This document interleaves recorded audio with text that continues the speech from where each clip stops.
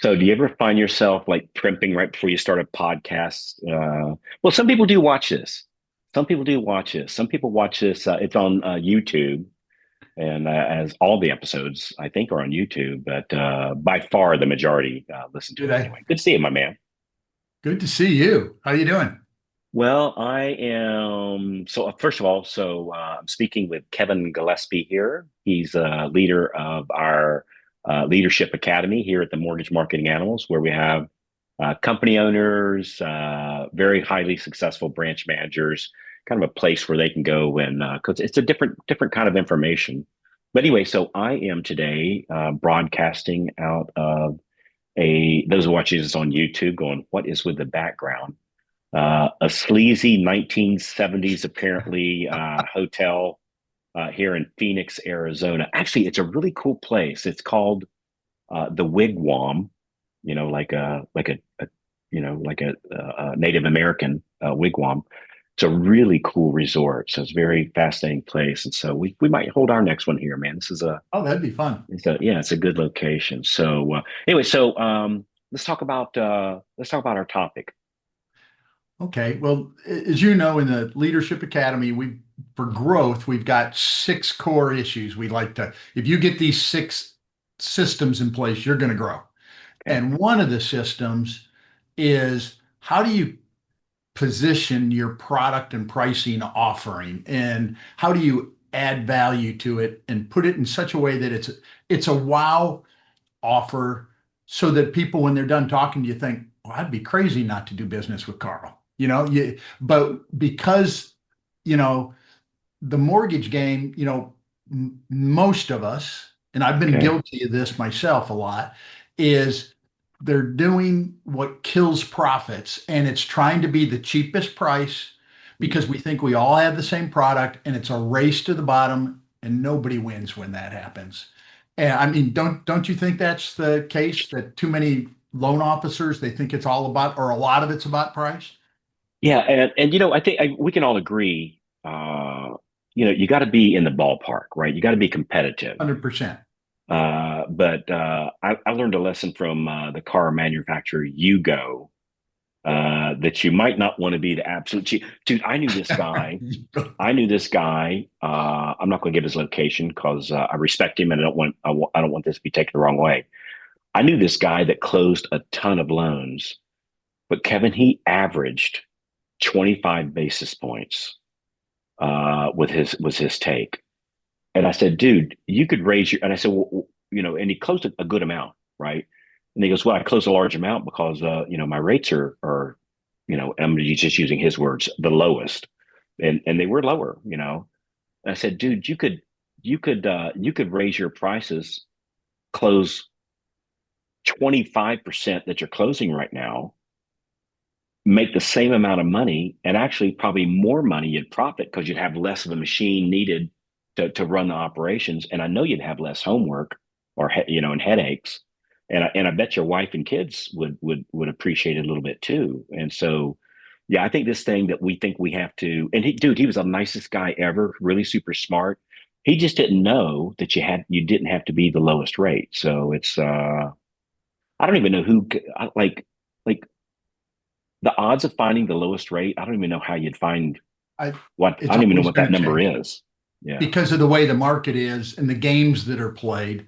But Yeah. that's the challenge. People think I got to be so competitive these days because mortgages, some of them have become more commoditized type. And Hmm. and whenever you do that and you're comparing apples to apples, it's about price. And that's what this Hmm. whole topic's about, is you really want to be an orange. You got to differentiate and really be able to solve problems and have an offering that separates you. And when you do that, your conversion goes up, your profit goes up, agents will start chasing you.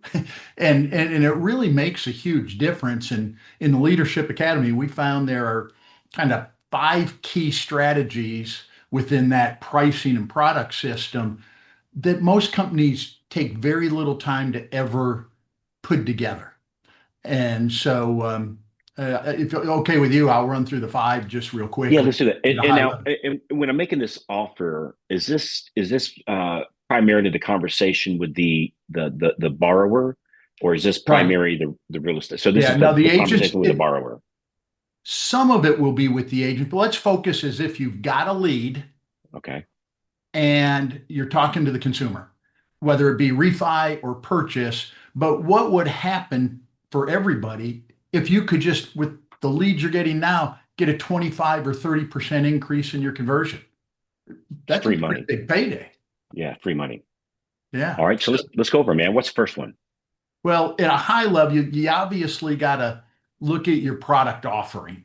Um, because if you're just, and a lot of companies are still just offering agency paper. I'm always amazed as we're coaching folks how many people don't know about other products, or they may have them, but they don't know how to sell them. And that's like the non-QM products. And then there's a list of many others that are outside the non-QM. But the beauty about those product offerings is they solve unique problems and they're much less price sensitive.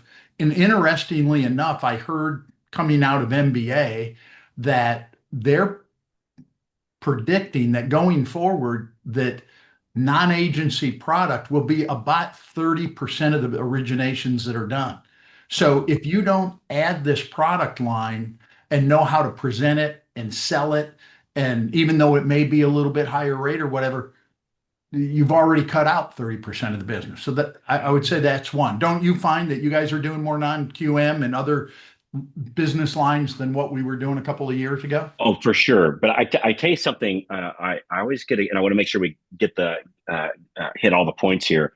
But I'll never forget that I knew this, or I know this loan officer that promoted reverse mortgages as a purchase, got a ton of traffic, got invited into a lot of real estate offices, got a lot of business and referrals. Oddly enough, she's never done one reverse or purchase mortgage. She just used the information about the product, right, to get to know people and talk about interesting loan products where people go like, oh, that's interesting, even if they didn't have a lead for it. And then it started that conversation. And this lady was closing like 10, 15 loans a month, starting 100% by promoting this one product that she had never closed a loan on before, and she never did going forward. Isn't that interesting? It is, but it gets with the referral agents, it gets your foot in the door. It Because 100% did. again, because it puts you in a position to be the problem solver, Yeah, yeah. right? So I like that. So product offering. Yep. Two would be understanding pricing structure. Again, many LOs, they don't understand how pricing really works and how you can compete with big banks, with credit unions, without giving away all your margin. And there's simple levers that you can pull, having to do with loan size and LTV that can make you much more in a position that literally puts you in competition with them and you still make your money. But also the way you position your offering to a consumer is very different on a purchase, and how to offer that price so that you sound to be one of the most competitive in town and are solving their problems in a real different way in refinances. It's always interesting. I'll talk to, for instance, a loan officer, and they'll say, well, to get down to that rate, I've got to charge so many points. Well, some of the big, we'll keep their name out of it, but a couple of the biggest lenders you Yep. and I know nationally, Yeah. they offer points on refis on almost every one of their refinances. And what's interesting, refinance is more than 50% of their business. So you need to understand how to present in a unique way, because even though we think about points in that example, points, the consumer, what do they think about? They think about what's coming out of their pocket and they think about what the payment is. So you really got to have a strategy on your pricing itself to sound competitive, to look competitive, and again, come back to solving problems. I hope that makes sense. Yeah. So are you talking about like sometimes when we get and sometimes a referred lead, but oftentimes like it'll be like a Google search lead, which are great leads, right? We love those. If they've been on like bank rate or one of these big online lenders, are you talking about just knowing the fact that in all likelihood, the rate that they saw in the newspaper, and I'm using air quotes when I say newspaper these days, but the rate they saw in the newspaper, we assume has 2 points on the front, and utilizing that same thing or bringing it to their attention, or how, what do you, what, let's go a little deeper on this one. Well, you got one, you never want to be misleading, but you're right. All those offers we see out there, once you do some digging, there's usually some fine print that there's a point or two Yeah. added in, there. But what you want to do is position it so that the payments are in range. And we got to talk more about the payment structure rather than the points or price. But there's also on purchase and buy downs and commitments, and there's all sorts of things with fees you can do. And then the same thing with your refis. How do you position it so you're solving the problem and it's easy and it's getting the payment structure? Does somebody really care if they roll in a point or so and you've improved their cash flow on a refinance $1,000 a month? Most people Yeah. are looking for that It, $1,000 saving. that cash flow, you Yeah, bet they are. 100%. All The right. So we got the product third offering, understanding pricing. Third one. third one is stacking value, because typically when we're selling rate, right? Because it's the same product we feel, but you want to add three, four, or five additional bonuses or benefits or differentiators that you offer. So it's not just a mortgage, or it's different than what others are offering. And it's a strategy, it's your service, it's your solution, but it basically it's kind of, I think of it this way, Carl. It's kind of like the car. You got the base model, the stripped down model, or you want the one with the couple extra accessories, the moonroof, right? And the top stereo system, right? And the it'll drive itself, whatever. Or you're going out on a date, when you and I used to date, right? You'd get fixed up and you put on a little cologne, you might put on your nice watch, you go out, and it adds value there. And women do it with jewelry and perfume, but you really got to stack, we call it stacking value, so that they can't compare apples to apples. Again, you want to be that orange. Can you give So me a couple examples of like stacking the value in the mortgage? Okay, yeah, a couple real quick ones. Tell you what, we're going to go ahead and we're going to give you a $10,000 close on time guarantee if we do something wrong. And there's all sorts of ways to do that. Or we're going to offer you a free no cost equity line. And there's about 20 different things we've come up with that we coach on, that you could add as a value stack depending on your company and you want to do it. But you need two or three. And again, if you're offering me these two or three extra things, it sure separates me from somebody who's just, it may be worth it, even if my price is a little bit different. Hey there. Hey, if you're loving the tips so far, be sure to hit that subscribe button right down there and then tap the little bell so that you never miss out on more free, cool tips coming your way. Also, I would love to hear from you. Drop a comment beneath there. Let me know what you think, or tell me what you'd like to hear next. I saw an interesting yesterday here at this event that I'm at, where the guy said, and he said it much more fluid than I'm going to right now. But he said something like, when he's making his pitch, he said, if your cash to close is off from the estimate that I'm showing you here today, I'll personally pay the difference. Wow. Well, Now that's an offer. that's an offer. Now we all Yeah. know that by with the new the new regulation, everybody has to do that. Like everybody has to do it. Right. But he stated it. So even though I have to do that by law, right? Right. People don't put that in their pitch that, hey, this is what I'm going to do, even though everybody's doing it. So Yeah. so it's stacking value with something that everybody else is doing, just nobody shines a light on, and making that as part of your pitch, I think is I thought was pretty darn smart. Yeah, you're bringing up something important because we see this with our sales forces all the time. Well, everybody does that. Well, maybe The everybody consumer does, doesn't know but it. they aren't talking about it. Yeah, the consumer doesn't know it. That's like we were in Milwaukee a couple years ago, actually with you, and we went through the Miller Brewing company there, Yeah. their factory tour where they make it, which is absolutely fascinating, by the way. And I remember he said something like, "Well, what we're known for is a 7-step brewing process. We do a full 7 steps." And he said, "Well, truth be known, everybody does a seven. It's making beer. It's a 7-step process." He said, "But we're the one that made that famous, and so we're known as the 7-step brewing process beer, and that's our tagline. Even though so is everybody else. So it's all it's all what you shine. Like you said, everybody does this, but the public doesn't know that, and so bringing it to the attention. So anyway, I thought that was kind of a Exactly. clever thing. So No, absolutely. And then the fourth one is you need to create instant engagement. You got to get them emotionally involved right away when you're talking to them on that first conversation. Because what many loan officers do is they'll get a little information and talk about what the consumer is looking for. And then they'll say, okay, I'll send you a link, right? And then we will work up your approval and blah, blah, blah. The challenge with that is it's a big mistake because I think the statistics are, and I may have gotten this from you, is that over half of the links that get sent out for an application never get filled out. They just don't. Because what did I do? I didn't solve anything for you on that first call.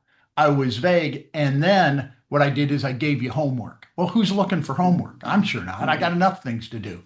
So what yeah, you want to do is serve them and make them feel like, man, I've already talked to somebody. It sounds like I'm halfway there already in this first conversation. I've been served. I've been taken care of. The value they're adding is more. So if I can do that, Tammy Saul does this where she sends out first conversation. She will send out a quick prequal letter. Tammy, remember she did a presentation at one of our. She said they just want the damn letter, and I mean, her capture rate's incredible. yeah. And we find when people start solving and getting that instant engagement on the first conversation, people are less likely to shop you. And we see on average about a 20% improvement, right, in this little 8-minute conversation in conversion just with that one step. Mhm. It's engaged, and this is done via phone. Is that Phone. what you? Yeah, When I mean, it could be phone, Zoom, or in person. yeah. This is the very early. And years ago when you and I, right, we used to meet with all our clients before the internet. How many people did you ever lose once you really kind of met with them and served them? There was a immediate feeling of trust and immediate feeling of, wow, it seems like they got me taken care of. Mhm. But you got to do that rather than be vague and give them homework. Yeah, I like that. I've never been a big fan of giving the link, and like I prefer just having a conversation and um, and converting them in my conversation with them. Yeah, without obligating yourself too much, you Mhm. can, in that first conversation, if you're a good loan officer, there's a couple of steps you can, and with great confidence, give a pre-qualification. I'm not saying an approval, but a pre-qual and let the person feel as if, hey, Carl's got me taken care of. I don't have time to Yeah. wait for anything else. All right. Yeah. So we got product offering, understanding pricing, stacking the value, instant engagement. And last and most important these days, we got to get away from being transactional to consultative. We got to add value. So maybe your second conversation is a consultation where not only are you going through the application and finishing the final touches on it, but you're doing 5 or 6 things to review, whether it be homeowners insurance and what kind of reserves and what's going on in the future.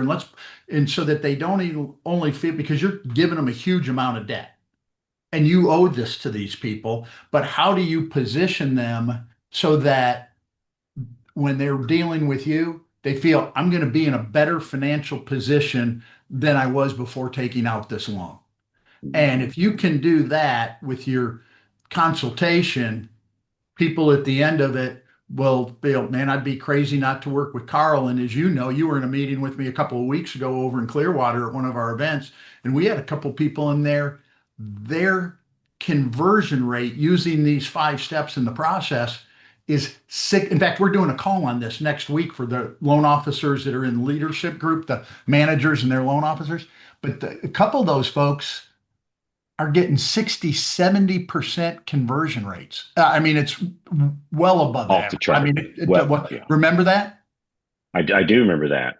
So now when I do this, like, is this a well, except for step 5, so step 1, 2, 3, and 4, is this on the very first call? Yeah, a couple of them you're positioning before the call, right? One's there at that, the 4 is that first call, and the way you present price, I guess, would be the first call as well. And then the second one is, or the fifth one is kind of the follow-up. Yeah. And Mhm. and if man, if you have this other conversation with me, I I feel so good about working with you. I trust you.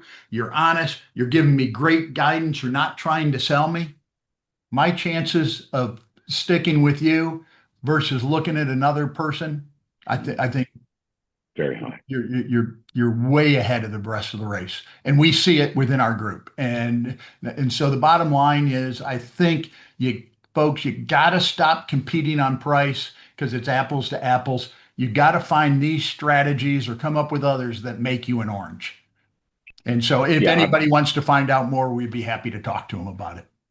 yeah. I think that, there's really two parts of business. There's the traffic, like it's who and how many people you talk to, and then there's a conversion. All the money is spent on the traffic, and then Yeah. once you're in front of somebody or once you got that referral, well, if we can increase that conversion, that all goes to profit. Like that's all bottom line because all the expense was on the front side. So real good stuff. So So I Kevin, think I think though, and you do this same as a leader, and you're leading a team, mhm, and myself, it would frustrate you when you spend money and all the effort to get traffic, how much of it is just goes out the window, right? mhm, You've done the hard thing, you got the traffic. yeah, yeah. Now you got to get the conversion.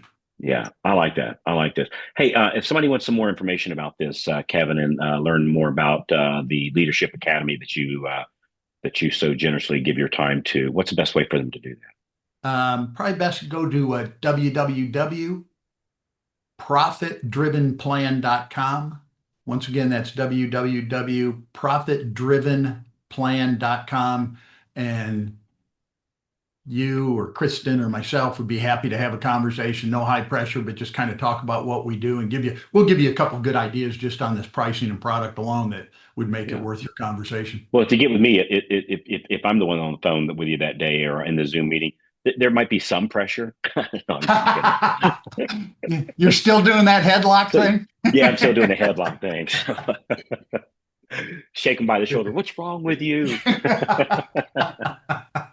I gave you my product. I understand the pricing. I stacked my so Yeah. good stuff. So yeah, we're making kind of light of this, but yeah, make sure you go do that. It's the old saying, whoever the 5 people that you surround yourself with, you'll soon be the 6th. And I think rubbing shoulders with like top producers that are actually like really, really, really doing extremely well in today's market.